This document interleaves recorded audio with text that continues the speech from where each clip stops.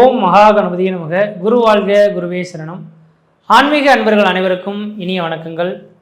நம்ம இந்த வீடியோ மூலமாக 2025ஆம் ஆண்டிற்கான மார்கழி மாத ராசி பலன்களை பார்க்க இருக்கிறோம். குறிப்பாக இந்த வீடியோவானது பார்த்தோம் அப்படின்னாக்கா சிம்மராசி அன்பர்களுக்கான வீடியோ. இந்த சிம்மராசி அன்பர்களுக்கு மார்கழி மாத கிரகங்களை ஆராயும்போது உங்களுடைய ராசிநாதன் சொல்லக்கூடிய கிரகம் சூரிய பகவான் ராசிக்கு 5ஆம் இடமான பூர்வ புண்ணிய ஸ்தானத்தில் உட்கார்ந்திருக்கார். அவர் குருவால் பார்க்கப்படுகிறார். இது மிகப்பெரிய ஒரு வளர்ச்சிக்கான ஒரு அமைப்பு அப்படின்ட்டு தான் சொல்லணும். காரணம் என்ன அப்படின்னாக்கா, இந்த சிம்மராசி அன்பர்களோட வாழ்க்கையில் கடந்த 1.5 வருட காலமாக ஒரு சர்க்கிள்களை சந்தித்து வந்துட்டுருக்கீங்கன்னு தான் சொல்லணும். எது செய்தாலும் தடை, தாமதங்கள், வம்பு வழக்குகள், சட்ட சிக்கல்கள், மன நிம்மதி குறையுது, பொருளாதார நெருக்கடிகள், கடன் சொல்லக்கூடிய அமைப்புகள், சொந்த பந்தத்தினால பிரச்சனைகள், இதுன்ற மாதிரி ஒன்று போனால் ஒன்று அடுத்தடுத்த பிரச்சனைகள் உங்களுக்கு வந்துகிட்டே இருக்குது. அப்படிப்பட்ட இந்த சிம்மராசி அன்பர்களுக்கு இந்த மாத காலகட்டத்தில் ஒரு மன நிம்மதியை தரக்கூடிய ஒரு மாதமாக இருக்க போகுது அப்படின்றனால தான் உங்களுக்கு இந்த விளக்கங்களை நான் கொடுக்க விரும்புகிறேன். காரணம் என்ன அப்படின்னாக்கா, இது நாள் வரலும் உங்கள் ராசிநாதனுக்கு குரு பார்வை கிடைக்கல. ஆனால் இந்த நேர காலகட்டத்தில் ராசிக்கு 5ஆம் இடத்துல இருக்கக்கூடிய சூரிய பகவானுக்கு குரு பார்வை கிடைக்குது. 5ஆம் இடத்துல ஒரு கிரகம் 2 கிரகம் இல்லை, சூரியன், செவ்வாய், சுக்கிரன், புதன், இந்த 4 கிரகங்களும் 5ஆம் இடத்துல தொடர்பு வருது. அந்த 4 கிரகங்களுக்கும் குருவின் பரிபூர்ண பார்வை கிடைக்கிறதுனால நீங்கள் எண்ணக்கூடிய எண்ணங்களும் செய்யக்கூடிய செயல்களும் உங்களுக்கு சாதகமாக இருக்கிறத பார்க்க முடியும். குடும்பத்தில் ஒரு மன நிம்மதி, மன சந்தோஷங்கள் ஏற்படக்கூடிய காலகட்டங்கள், குடும்பத்தில் நீங்கள் எது செய்தாலும் அது மற்றவர்களுக்கு ஆமோதிக்கக்கூடிய ஒரு காலகட்டங்களாக உருவாகும். முக்கியமாக இந்த நேர காலகட்டத்தில் சிம்மராசி அன்பர்களின் வாழ்க்கையில் ஏதாவது திருமணம் ஆகிடுச்சு சார், எனக்கு வெகு நாள் ஆச்சு, குழந்தை பேருக்காக காத்துட்ருக்கேன் சார், எனக்கு குழந்தை பேர் தரிக்குமா அப்படின்னாக்கா கன்ஃபார்மாக குறித்து வச்சுங்க. இந்த மாத காலகட்டத்தில் உங்களுக்கு குழந்தை பேர் தரிக்கிறதுக்கான ஒரு காலகட்டம் உருவாகுதுங்க. அப்படி ஒரு வேளை வெகு நாட்களாக 5 வருடம் 6 வருடம் ஆயிடுச்சு சார், எனக்கு குழந்தை பேரே தரிக்கலன்னு சொல்லக்கூடிய நபர்கள் யாராக இருந்தாலும் அருகில் உள்ள ஒரு ஜோதிடர் அணுகி சந்திங்க. இந்த மாதிரி ஜோசியர் ஒரு தகவல் சொன்னாங்க, இந்த நேர காலங்களில் குழந்தை தரிக்குன்னு. எங்களோட ஜாதகத்தில் ஏதாவது தோஷங்கள் இருக்கா, அல்லது நல்லது நார்மலாகவே கருத்தரிக்கிறதுக்கான வாய்ப்பு இருக்கா அப்படின்ற மாதிரி உங்களோட சுய ஜாதகத்தை ஒரு முறை செக் பண்ணி பார்த்துட்டு தோஷங்கள் இருந்தால் அதுக்கு சார்ந்த கோயில்களுக்கு பரிகாரம் செய்துட்டு இருந்தீங்கன்னா இந்த மாத காலகட்டத்திலே உங்களுக்கு குழந்தை தரிக்கிறதுக்கான வாய்ப்புகளும் மிகவும் பிரகாசமாக இருந்துட்டு இருக்கிறத பார்க்க முடியுதுங்க. ஏன்னா 5ஆம் இடமானது பூர்வ புண்ணிய ஸ்தானம், புத்திரஸ்தானங்க. ஆத்மகாரகனான சூரியனோட குருவின் தொடர்புகள் பெறதுனால ஒரு உயிர் ஜனிக்கிறதுக்கான ஒரு காலகட்டமாக இருந்துகிட்ருக்கு. அதனால் குழந்தை பேர் பெற்றெடுக்க வரக்கூடிய காலகட்டமாகவும் இருந்துகிட்ருக்கு. பெற்றெடுத்த குழந்தை செல்வத்தினால மிகப்பெரிய மன நிம்மதி ஏற்படலாம். ஒருவேளை உங்களோட சிம்மராசி அன்பர்களின் வாழ்க்கையில் உங்களோட பிள்ளைகள் யார் இருந்தாங்கன்னா அரசு உத்தியோகத்துக்காக எதிர்பார்த்திருந்தால் அரசாங்கத்தினால் ஆதாயங்களும் அரசு உத்தியோகம் பெறக்கூடிய ஒரு காலகட்டம் உருவாகும். அதே வேளையில் பார்த்தீங்க அப்படின்னாக்கா பூர்வ புண்ணிய சொத்து சுகங்களை ஒரு சில பிரச்சனைகள் வரத்துக்கு வாய்ப்பு உண்டு. அதனால் பூர்வ புண்ணியம் சம்மந்தப்பட்ட சொத்துக்களை மட்டும் இந்த நேரத்தில் பிரிக்கிறதோ வேலை செய்கிறதோ அது சம்மந்தமாக பேசி முடிவு எடுக்கிறதோ கண்டிப்பாக வேண்டாம். அதை மட்டும் தவிர்த்து கொள்ளுங்கள். இந்த நேர காலகட்டத்தில் வாய்ப்பு கிடைச்சுனாக்கா இந்த மாதத்தில் அனுமன் ஜெயந்தி வழிபாடு செய்கிறது மிகப்பெரிய விசேஷத்தை கொடுக்கும். மார்கழி மாதத்தில் மூல நட்சத்திரம் வரக்கூடிய நாட்களில் அனுமன் ஜெயந்தியானது கொண்டாடப்படுகிறது. அந்த அனுமன் ஜெயந்திக்கு வெண்ணையோ அல்லது துளசி மாலையோ அல்லது நெய் தீபமோ போட்டு வழிபாடு செய்துட்டு வந்தீங்க அப்படின்னாக்கா கொஞ்சம் இந்த மாதம் உங்களுக்கு வெற்றியை நோக்கி பயணத்தை ஏற்றுறதுக்கு ஒரு உறுதுணையாக இருக்கக்கூடிய ஒரு காலகட்டமாக இருக்கும். அதே வேளையில் உங்கள் ராசிக்கு 7ஆம் இடத்துல கேதுவான்றதுனால கணவன் மனை உறவுகளில் பிரச்சனைகள் பல காலமாக இருந்துகிட்ருக்கோம். ஆனால் அந்த பிரச்சனைகளுக்கு இந்த நேரத்தில் பேசி முடிக்கப்பட்டு ஒரு முற்றுப்புள்ளி வைக்கக்கூடிய ஒரு மாதமாக இந்த நேரம் உதயமாகுது. இப்போ கணவன் மனை உறவுகள் ஒன்று சேரக்கூடிய ஒரு மாதமாக வந்துட்டுருக்கு. திருமணமாகாத நபர்கள் யாராக இருந்தாலும் இந்த நேரத்தில் திருமணம் பேசி முடிக்கிறதுக்கும் அடுத்த மாதம் நிச்சயிக்கப்பட்டு திருமணம் பண்ணுறதுக்கும் அடுத்த மாதம் உதயமாகறதுக்கான காலகட்டமாகவும் இருந்துகிட்டு பார்க்க முடியுதுங்க. அடுத்தது உங்களுக்கு ராசிக்கு 8ஆம் இடத்துல சனி பகவான் வந்துட்டாருங்க. இது 2028 வரலும் இருக்க போகுது. அதனால் சிம்மராசி அன்பர்கள் மட்டும் தெளிவாக சொல்ல விரும்புகிறேங்க, இந்த மாதம் ஓரளவுக்கு ஓகே தான். ஆனால் இதுக்கு பிறகு வரக்கூடிய காலகட்டத்தில் புதிய முயற்சி எடுக்கிறதோ, புதிய தொழில் தொடங்குறதோ, உத்தியோகம் பார்ப்பதோ, ஜாமீன் கையெழுத்து போடுறதோ, கொடுக்கல் வாங்கல் விஷயமோ கண்டிப்பாக செய்யாதீங்க. தாம் பொழப்புன்ற மாதிரி கொஞ்சம் அமைதி காத்துக்கொள்வது நல்லாயிருக்கும். யாருக்கும் ஜாமீன் கையெழுத்து போடுறதுலாம் கண்டிப்பாக கூடாது. பணங்காசு விஷயங்களும் கொஞ்சம் கவனமாக இருக்கணும். வண்டி வாகனத்தில் கவனமாக போய்ட்டு கவனமாக வருது மிகப்பெரிய விசேஷத்தை கொடுக்கும். இரவு நேரங்க பயணங்களை கொஞ்சம் தவிர்த்து கொள்ளுங்கள். இரவு நேரத்தில் தான் வண்டி வாகன தடைகள் ஏற்படுறதுக்கும் காலகட்டமாக வழிவகுக்கும். அதே வேளை 8ஆம் இடத்துல சனி இருக்கிறனால எவ்வளோ தான் சம்பாதிச்சாலும் 10ன்ற ஒரு காலகட்டம் உருவாகும். அந்த பண தட்டுப்பாடுகளுக்கு இந்த நேர காலகட்டங்கள் ஒரு முற்றுப்புள்ளி வைக்கக்கூடிய மாதமாக இந்த நேரம் உதயமாகுது. ஆனால் இந்த நேரத்தில் அந்த முற்றுப்புள்ளி வச்சாலும் சிந்தித்து தேவையான அளவு செலவு பண்ணுறது ஒரு விசேஷத்தை கொடுக்குன்றீங்க.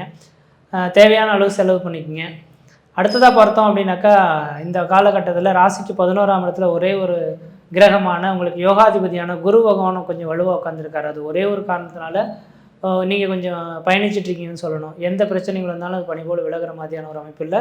2026 ஜூன் மாத காலகட்டம் வரலுமே இந்த குருவின் பரிபூர்ண பார்வை உங்கள் ராசிக்கும் உங்களோட 5ஆம் இடத்துக்கும் 5ஆம் இடத்துக்கு 7ஆம் இடத்துக்கு கிடைக்கிறதுனால குரு பகவானை வச்சு வாழ்க்கையை நடத்தக்கூடிய ஒரு காலகட்டமாக உதயமாகுது.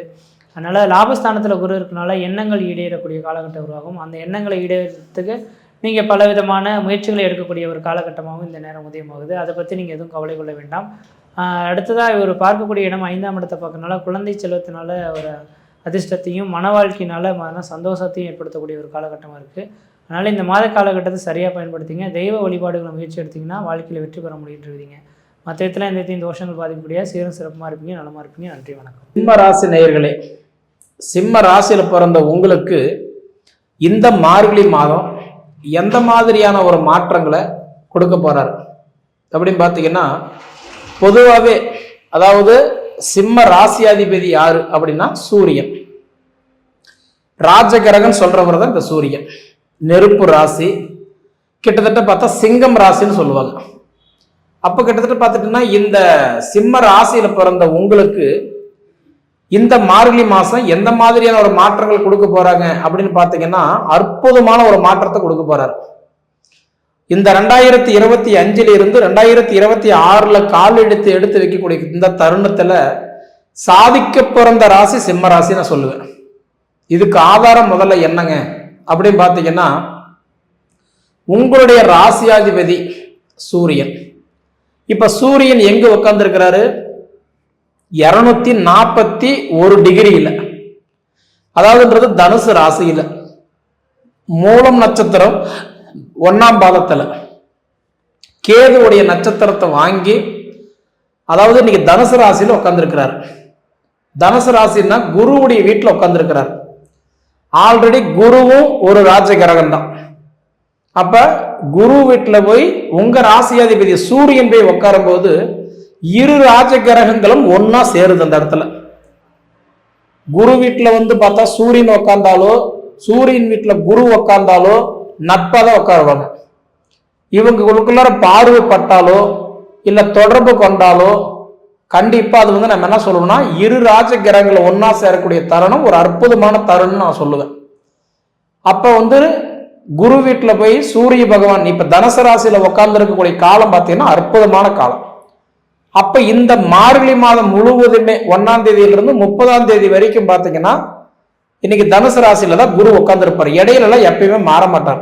சூரியன் பொறுத்த வரைக்கும் தமிழ் மாதம் 1ஆம் தேதியிலிருந்து 30ஆம் தேதியா, 31, 32 இல்ல 28, 29 எத்தனை நாள் இருக்குதோ அது முழுமையா உட்கார்ந்து இருக்கக்கூடிய கிரகம் ஒரே கிரகம் யாருன்னா சூரியன் மட்டும்தான். வேற எந்த கிரகமே ஒரு வீட்டுல முழுமையா உட்கார மாட்டாங்க. அப்படி பார்த்தா இன்னைக்கு குரு வீட்டுல போய் சூரியன் உட்கார்ந்து இரு ராஜ கிரகங்கள் ஒன்னா பார்க்கக்கூடிய ஒரு தருணம் இருக்கு. பாத்தீங்களா?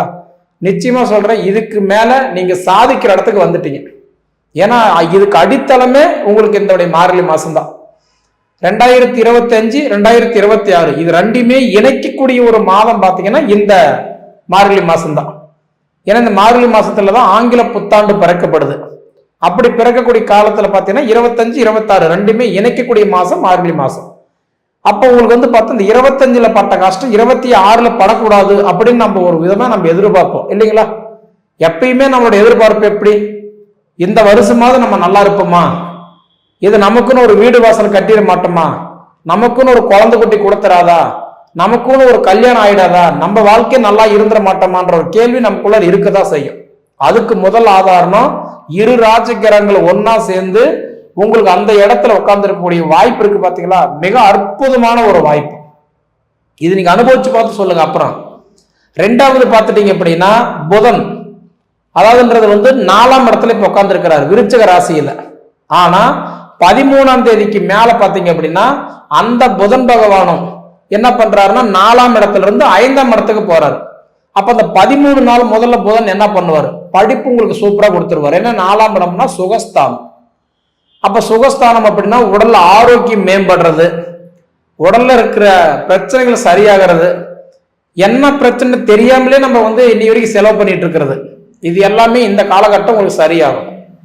அப்ப உங்களுடைய பாத்தீங்கன்னா 4ஆம் இட சுகஸ்தானத்துல புதன் உட்கார்ந்து இருக்கும் போது யோசிக்கிற திறனை கொடுத்துருவார்.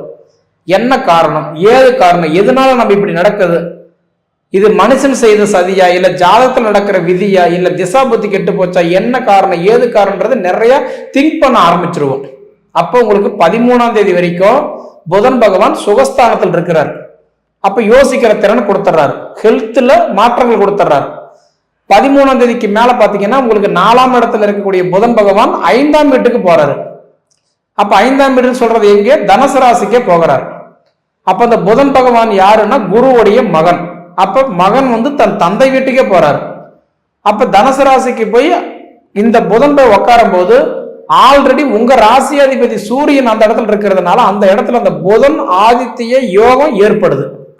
13 தேதிக்கு மேல பாத்தீங்க அப்படின்னா 30 தேதி வரைக்கும் அந்த 17 நாள் பார்த்தீங்கன்னா அந்த புதன் ஆதித்ய யோகம் ஏற்படுது. அந்த புதன் ஆதித்ய யோகம் ஏற்படும் போது என்ன ஆகுது? உங்களுக்கு வெளிநாடு பயணம் நல்லா இருக்கும், வெளிநாடு சார்ந்த முயற்சிகள் உங்களுக்கு சப்போர்ட் கிடைக்கும், அதாவது அரசியல்வாதி உங்களுடைய சப்போர்ட் கிடைக்கும், அதாவது மேல் பதவியில் இருக்கக்கூடிய அதாவது ஒரு மேல் பதவி அப்படிங்கும் போது இன்னைக்கு கவர்மெண்ட் எம்ப்ளாயி ஒரு முக்கியமான ஒருத்தருடைய மேல் பதவியில் இருக்கிறவங்களுடைய நட்பு கிடைக்கும். பொதுவா பாத்தீங்க அப்படின்னா இந்த அலுவலகம் பேங்க் பிரச்சனை எல்லாமே உங்களுக்கு சால்வ் ஆகும். ஏன்னா உங்களுக்கு அந்த புதன் பகவான் போய் அந்த புதன் ஆதித்ய யோகத்துல உட்காரும் போது நிச்சயமா நல்ல மாற்றத்தை கொடுத்துருவார். ஏன்னா ஆல்ரெடி 2 ராஜிகாரங்கள் ஒன்னா சேர்ந்திருக்குது. அவருக்கு பக்கபலமா இந்த கல்விக்கு அதிபதி புதன் பகவானும் போய் உட்கார்ந்துறாரு. இது ஒரு அற்புதமான காலம். அதுக்கப்புறம் பாத்தீங்க அப்படின்னா சுக்கிரன் 8ஆம் இடம், அதாவதுன்றது பார்க்கும்போது அந்த சுக்கிரனும் இன்னைக்கு 4ஆம் இடத்துல இருக்கக்கூடிய சுக்கிர பகவானும் இன்னைக்கு அடுத்தது 5ஆம் தேதிக்கு மேல அவரும் போய் தனுசு ராசியிலே உட்காந்துக்கிறார்.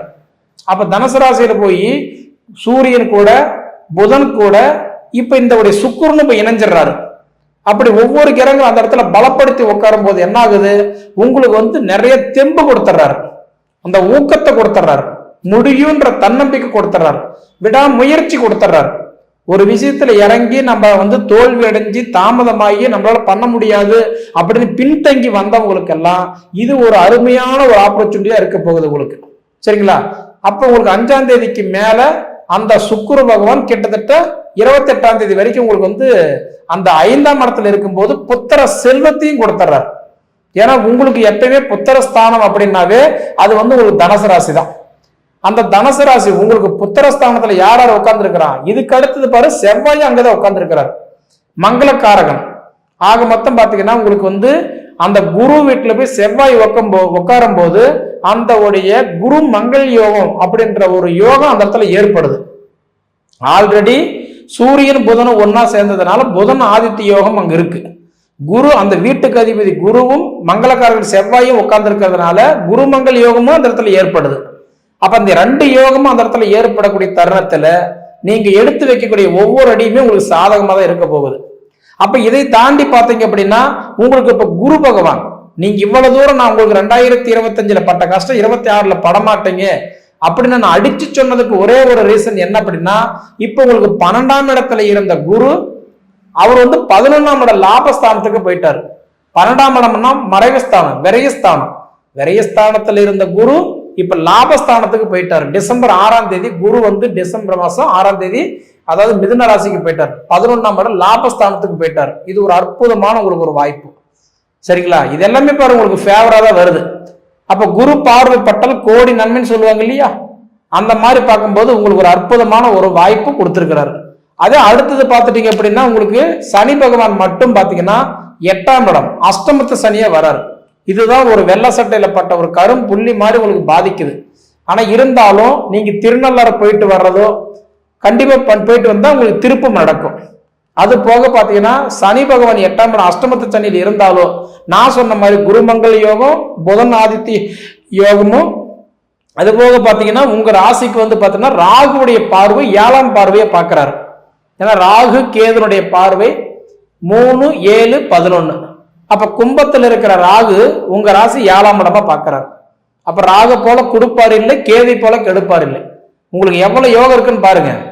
ராகு 7ஆம் இடமா பார்க்கிறாரு. அது போக பார்த்துட்டீங்க அப்படின்னா உங்களுக்கு நான் சொல்ற மாதிரி குரு பகவான் உங்களுக்கு 11ஆம் இடத்துக்கு போயிட்டாரு. குருமங்கள் யோகம், புதன் ஆதித்ய யோகம், 4 கிரகங்களும் உங்களுக்கு புத்திரஸ்தானத்துல உட்காந்து புத்திர பாக்கியத்தை உங்களுக்கு உருவாக்கி கொடுக்குறாங்க. இதை விட உங்களுக்கு என்ன நல்ல நேரம் வேணும்? கண்டிப்பா உங்களுக்கு சிம்ம ராசிக்கு அஷ்டமத்து சனி அது ஒண்ணு மட்டும்தான் சரியில்லையே தவிர மீதி எல்லாமே இந்த மாசம் உங்களுக்கு ஃபேவரா இருக்குது, சாதகமா இருக்குது. இது நீங்க அனுபவிச்சு பார்த்து சொல்லுங்க. சரிங்களா?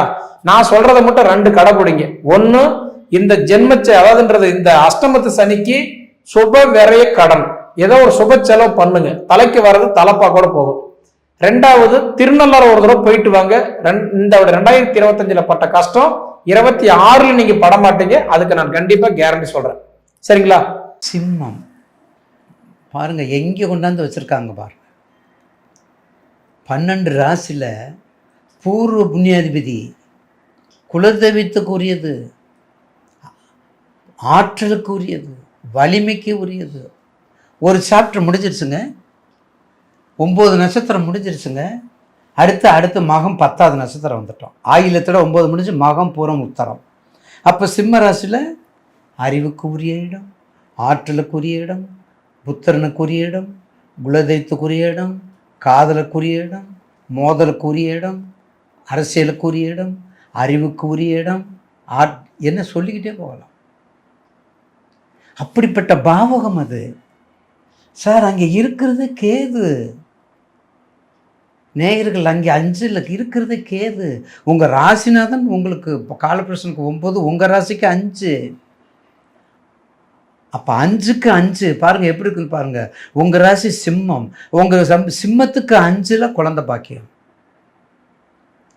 அப்போ 1 2 3 4 5. அதுக்கடுத்து காலபுருஷனுக்கு மேசம் 5. அப்போ 5 5 5 நான் சொன்னேன் பார்த்தீங்களா? 1 5 9க்குள்ள தாங்க எல்லாமே அடக்கம், பொருள் அடக்கம் எல்லாமே. 1 5 9 திரிகோணாதிபதி சூட்சமம், வேற ஒன்றுமே இல்லை. புரிஞ்சுக்கிட்டா போதும்.